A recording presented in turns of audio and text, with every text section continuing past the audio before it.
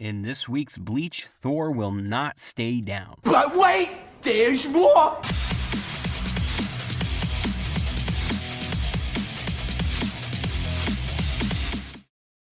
Bleach, chapter 670, The Perfect Crimson, picks up with Bankai Zaraki slicing Thor down the middle and landing on the city. Byakuya and Hitsugaya stand off as Byakuya notices that Zaraki looks completely different, like he's without consciousness. They should keep their distance. What's the matter? You chicken? Zaraki then leaps into the air and for some reason decides to let out a roar.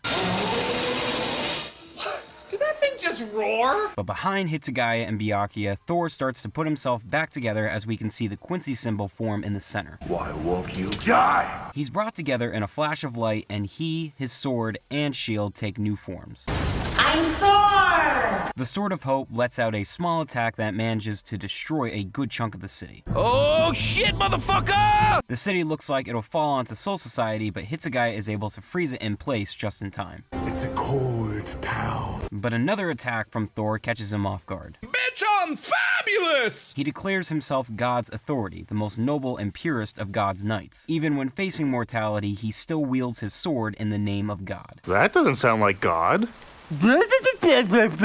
Zaraki goes to attack, but his arm suddenly snaps off. Yachiru apologizes, saying she released too much power and that his body just can't handle it yet. You're so weak. Thor attacks and seemingly cuts Zaraki in half. Well, that's it, folks. Bankai Zaraki is done. It's the most unsatisfying anticlimactic thing ever. Thor then bats away Hitsugaya, but Byakuya is there to catch him with Senbon Zakura. I just saved your life. Byakuya tells him to release his Bankai, seeing as he's at his limit. But Hitsugaya doesn't recall ever saying that once his ice petals shatter, that it was the end. Step 1, denial. I ain't denying shit, Doc. I feel fine. The last petal fades and reveals... I look good.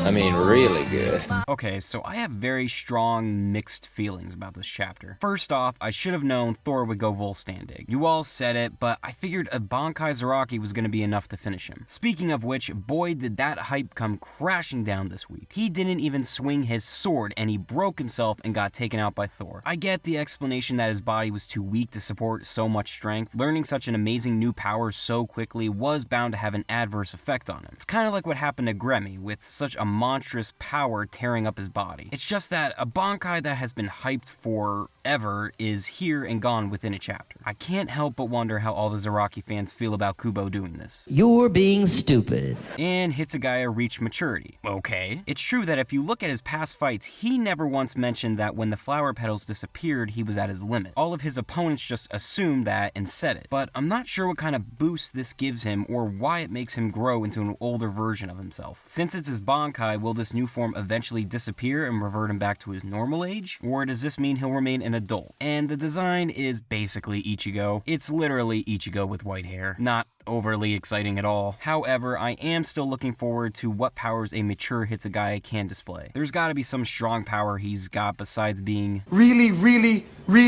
ridiculously good looking? So I'll give this chapter a 6.5 out of 10. Thor has entered Volstandig, Zaraki Bankai is gone, and Hitsugaya has mastered Hirinmaru. For my question of the week, what will Hitsugaya be capable of doing in his adult form? Favorite comments always featured in the next review. Here are last week's winners.